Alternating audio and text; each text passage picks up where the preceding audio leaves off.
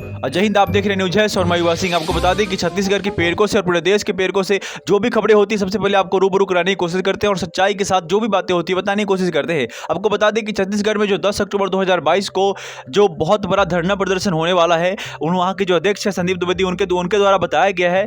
आपको एक बात स्पष्ट कर देना चाहते हैं कि उन्होंने पूरे देश के प्रेरक के नेतृत्वकर्ता को वहाँ बुलाया है। उन्होंने भेजा है निमंत्रण कि सभी लोग यहाँ पे आइए। पूरे देश के पेड़कों को निमंत्रण भेजा है कि सभी लोग आकर के कम से कम 5.5 लाख पेड़कों के लिए हम लड़ाई लड़ रहे हैं। आपको बता दें कि एक आर्टिकल हमें भेजा गया है। उस आर्टिकल में आपको पढ़ के बताते हैं कि कल 19 तारीख को क्या हुआ और क्या किससे इन लोगों ने मिला और कैसे सारी चीजें हुई। और देखिए आपको देख के लगेगा कि शिक्षा प्रेरक छोड़ने वाले नहीं है। अब उन नेताओं को जो आश्वासन दे के भूल जाते हैं। आपको बता दें पढ़ के सुनाते हैं। और शिक्षा प्रेरकों के अंदर जो कहीं ना कहीं जो जोश अब उमड़ रहा है, आपको तेजी से मैंने बताया था ना, बिहार के शिक्षा प्रेरकों में जिस तरह से ज्ञापन का तेज दौरा है, उस तरह से आपको छत्तीसगढ़ के शिक्षा प्रेरकों में अब बहुत बड़ा धरना प्रदर्शन का वो लोग आयोजन करने जा रहे हैं। और ठीक कुछ दिन बाद आपको उत्तर प्रदेश से भी कुछ खबर आएगी, बहुत जल्द आपको हम बताने वाले हैं। अभी छत्तीसगढ़ से क्या आया खबर वो आपको जानते हैं, बताते हैं, आप सुन लीजिए।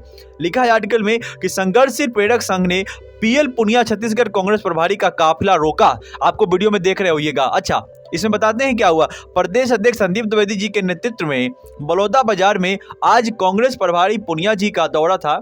इसी दौरान 50 से अधिक प्रेरक साथी प्रदेश उपाध्यक्ष संतोष यादव जी के नेतृत्व में, समझ रहे हैं ना सर, 50 से अधिक, क्योंकि प्रेरकों के अंदर जो अब जोश आया है ना सर, वो जो गुस्सा जो फूटा है उनका, जो आश्वासन दे दे करके आप लोगों ने सर जो दबा के रखा है ना, वो शायद अब कम नहीं होने वाला। ये साफ साफ आर्टिकल में लिखा है, आर्टिकल भी आप देख रहे होंगे। 50 से अधिक प्रेरक साथी प्रदेश उपाध्यक्ष संतोष यादव जी के नेतृत्व में पुनिया जी को बलौदा बाजार की मोदी ग्राम गिरोधपुरी मोड़ में रोक लिए, जहां स्थानीय विधायक चंद्रदेव राय जी भी उपस्थित रहे। भीड़ में उपाध्यक्ष महोदय प्रेरक साथी पीएल पुनिया जी के गाड़ी के पास पहुंचकर ज्ञापन देकर वादा निभाने के लिए अपनी बात रखे। प्रेरक संघ की ओर से सभी नेताओं का फूल माला से स्वागत भी किया गया। पीएल पुनिया जी ने भरोसा दिया है कि मैं बात रखूंगा। विधायक चंद्रदेव राय जी भी आश्वस्त किए कि काफिला आगे बढ़ने दे, पुनिया जी को मैं आपके बारे में विस्तार से बताऊंगा। तत्पश्चात काफिला आगे बढ़ा।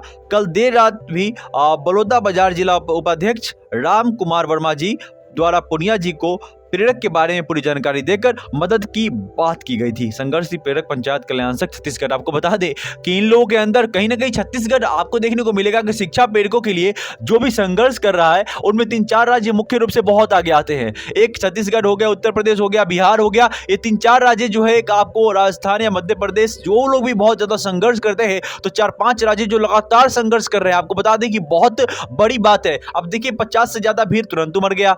ये पुनिया जी को रोक लिए, उसके बाद वहां के विधायक जी को रोक लिए। विधायक जी ने कहा इनको जाने दीजिए, अब हम आपकी बात उनको समझाएंगे, पूरी बात बताएंगे। तो ये सारी चीजें हैं, आप समझ रहे हैं क्या कह रहा हूं। मतलब सिंपल सी बात ये हो गई है कि शिक्षा प्रेरक अब ज्ञापन के जो आप खेल में सर जो उनको समाने की प्रयास कर रहे हैं, वो नहीं होने वाला है सर। ज्ञापन वापन जो देते हैं ये, वो तो देते ही रहेंगे, तब तक नहीं छोड़ेंगे जब तक इनको न्याय नहीं मिलता। लेकिन आप आश्वासन के जो आपको पूरा जाल में जो फंसाना चाहते हैं, अब ये नहीं फंसने वाले। आश्वासन के जाल से कहीं ना कहीं देश के हर एक प्रेरक आगे निकल चुका है और सारे प्रेरकों ने समझ रखा है कि आश्वासन से हमारा कुछ नहीं होने वाला, हमें न्याय चाहिए। आश्वासन तो देते देते सर बहुत वर्ष हो गए। आश्वासन से कुछ नहीं होता, आश्वासन से पेट नहीं भरता, आश्वासन से घर नहीं चलता, आश्वासन से नमक रोटी नहीं मिलती सर। आश्वासन क्या होता है? आश्वासन कुछ भी नहीं होता। अब जो शिक्षा प्रेरक कर रहे हैं वो जहां के भी हैं, लोग कहते हैं कि सर आपके जो वीडियो होते हैं उससे मोटिवेट होते हैं। बिल्कुल मोटिवेट होने की जरूरत है सर। आप लोगों ने एक बेहतर काम किया है। और आपको बता दें कि शिक्षा प्रेरकों ने देश में जो काम किया है, सबसे बड़ी बात आपको बताता हूं कि शिक्षा प्रेरकों को लिटरेसी रेट बढ़ाने का, साक्षरता दर बढ़ाने का, साक्षर 15 प्लस आयु के साक्षरों को पढ़ाने का काम दिया गया था, उनको साक्षर बढ़ाने का काम दिया गया था। लेकिन सरकार ने उन्हें विभिन्न योजनाओं में, उन योजनाओं में भी कार्य लिया जिन योजनाओं में शिक्षा प्रेरकों की जरूरत नहीं थी। तो जब सारी योजनाओं में आपने काम ले लिया सर, आपने आम का सारा रस चूस लिया, अब अंबा कौन खाएगा? कौन नहीं खाएगा अंबा? अब अंबा हो गया बेकार, अब अंबा को बिकना होगा। ऐसे नहीं होता है सर, समझ रहे हैं ना। जिसने रस खाया है अंबा का, वही उसका भरपाई करेगा। और सरकार ने रस खाया है, शिक्षा प्रेरकों का अंबा का रस खाया है, तो सरकार को भरपाई करना पड़ेगा। इसमें कहीं से कोई दोहराए वाली बात नहीं है। आपको बता दें कि जहां भी शिक्षा प्रेरक है, जो भी ज्ञापन दे रहे हैं, और जो ज्ञापन का दौर बिहार में भी उमड़ा है, उत्तर प्रदेश के भी कुछ लोग दे रहे हैं, और राजस्थान में भी एक न्यूज आया है, और छत्तीसगढ़ तो छोड़ ही दो आप, ये तो लगातार संदीप द्विवेदी जी के नेतृत्व में काम कर रहे हैं। आपको संदीप द्विवेदी जी के बारे में थोड़ा हम बताते हैं कि वो एक किसान है, और किसान बहुत बड़े किसान है वो, और उनकी मतलब क्या मैं कहूँ आपको, वो खुद कितने लोगों को रोजगार देते हैं, उन्हें क्या कोई रोजगार देगा। तो ये सारी चीज़ें, बहुत लोग उनके खेतों में काम करते हैं और उसके बावजूद भी अपना वक्त निकाल कर वो वकालत भी करते हैं, वकालत के साथ साथ खेती भी करते हैं, उसके साथ साथ और भी उनका अपना भी काम है, उसके साथ साथ उन्होंने वक्त निकाल करके और छत्तीसगढ़ के पेड़ों के लिए अपना सर्वोत्तम दिया है। हमेशा मैंने देखा है, उन्हें व्हाट्सएप पे उन्होंने मैसेज भी आया है, उन्होंने देखा भी है कि वो निरंतर अपने पेड़ों के साथ जूम ऐप हो या किसी भी ऐप पे वो लगातार संघर्ष कर रहे हैं, उनसे मीटिंग कर रहे हैं, उनसे बातें कर रहे हैं, तो कहीं ना कहीं अपने लोगों को प्रेरित करने का काम कर रहे हैं। एक हमारा अगर नेता ऐसा हो जो हमारी पीड़ा को, हमारी बात को समझे, कहीं ना कहीं ये बहुत बड़ी बात होती है। सबसे बड़ी बात मैंने आपको पहले ही बताया है, पहले वीडियो में हमेशा मैं कहा हूँ कि शिक्षा प्रेरक आज अगर उनकी लड़ाई है तो ये लड़ाई 2,000 रुपया 10,000 रुपये मानदेय की नहीं है, लड़ाई उनके मान सम्मान की है। जब लोग गाँव में कहते हैं ना, पंचायत में जब गाँव में लोग कहते हैं कि अरे यार तुम्हारी नौकरी चली गई, कैसे चली गई, क्यों चली गई, कहाँ मतलब कब मिलेगा न्याय, मिलेगा कि नहीं मिलेगा, तुम लोग आओगे नहीं आओगे, स्कूल में क्यों बंद है, मतलब ऐसे करके अरे बहुत सारी चीज़ें सुनना पड़ता है साहब जी, मैं क्या ही कहूँ आपको फिर।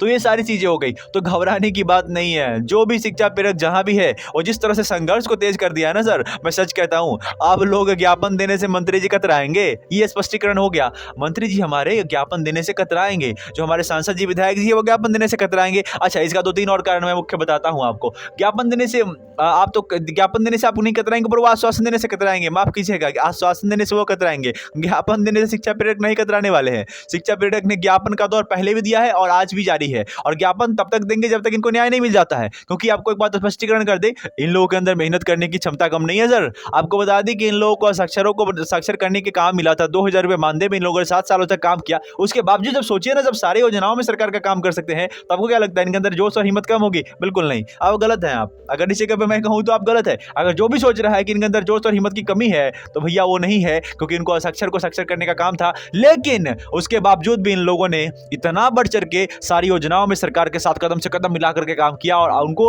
प्रेरित करने का काम किया है। तो छत्तीसगढ़ में, रायपुर छत्तीसगढ़ में 10 अक्टूबर 2022 के दिन ये लोग एक बड़ा आंदोलन करने जा रहे हैं, धरना प्रदर्शन करने जा रहे हैं। जो वहां पे पूर्व मुख्यमंत्री है, उनका भी इनको सहयोग मिल रहा है, ऐसा भी पता चला है। तो आपको बता दें कि बहुत बड़ी बात होगी। और संदीप द्विवेदी जी, छत्तीसगढ़ का जो अध्यक्ष है, उन्होंने पूरे देश के प्रेरक को मतलब न्योता भेजा है कि आप भी हमारे यहाँ आइए। जो भी नेतृत्व करता है उन्हें भी न्योता भेजा है कि आप भी हमारे यहाँ आइए, क्योंकि ये लड़ाई 5.5 लाख शिक्षा प्रेरकों के साथ है, छत्तीसगढ़ के प्रेरकों के साथ साथ। तो जहाँ भी जो भी प्रेरक संघर्ष कर रहे हैं, वो अपने राज्य के प्रेरक के साथ साथ पूरे देश के प्रेरकों के लिए भी संघर्ष कर रहे हैं, क्योंकि सबको पता है कि एक राज्य में अगर न्याय मिल गया तो सारे राज्यों में ऑटोमेटिक न्याय मिल जाएगा। क्योंकि अगर एक राज्य ने न्याय दे दिया तो सारे राज्य वाले ऑटोमेटिक न्याय उनको देना ही पड़ेगा। ये कहीं ना कहीं स्पष्ट है, और इसीलिए कोई भी राज्य सरकार अभी आगे नहीं आ रही है। आपको बता दें कि जहां बीजेपी की सरकार है वहां लोग कांग्रेस से परेशान है, मतलब जहां बीजेपी की सरकार वहां लोग बीजेपी से परेशान है, और जहां कांग्रेस की सरकार है वहां लोग कांग्रेस से परेशान है। आपको बता दें कि छत्तीसगढ़ में तो कांग्रेस की सरकार है, बिहार में तो महागठबंधन की सरकार है, उत्तर प्रदेश में भी बीजेपी की सरकार है। तो कहीं ना कहीं जहां भी ये सरकारें हैं तो अलग अलग सरकारें हैं, लेकिन अलग अलग सरकारें सुनती कहाँ है? अगर वो सुनती तो आज शिक्षा प्रेरकों को न्याय मिल चुका होता। कोई भी सरकार शिक्षा प्रेरक की बात नहीं सुन रही है। अगर सुनती तो आज 31 मार्च 2018 के बाद दर शिक्षा प्रेरक नहीं भटक रहे होते, आज मजदूरी नहीं कर रहे होते, आज ठेले नहीं लगा रहे होते, आज सब्जी नहीं बेच रहे होते, आज खेत में मजदूरी नहीं कर रहे होते, आज ईंट भट्टी में काम नहीं कर रहे होते, आज घर से बाहर जाकर के काम नहीं कर रहे होते, आज घर नहीं छोड़े होते। जो शिक्षा का अलग जगाया वो सर आज मजदूरी कर रहा है, वो आज बेरोजगार हो गया। तो कहीं ना कहीं ये बहुत दुखद बात है, और कहीं ना कहीं ये बहुत तकलीफ और पीड़ा वाली बात है। तो जो भी लोग छत्तीसगढ़ से हैं वो सभी लोग 10 अक्टूबर के दिन आपको आपके अध्यक्ष आमंत्रित करते हैं रायपुर छत्तीसगढ़ में। 10 अक्टूबर 2022 के दिन आप लोग चाहे तो जा सकते हैं, बाकी आपकी मर्जी। क्योंकि आप लोग सोचते हैं कि जो संघर्ष कर रहा है वो करे, मैं क्यों करूं, तो सर आपकी मर्जी है। लेकिन मैं आपको एक बात बता दूं कि एकता का परिचय जिसने नहीं दिया उसका वजूद खत्म हो गया। ये मैं नहीं कह रहा, इतिहास गवाह है। जय हिंद सर।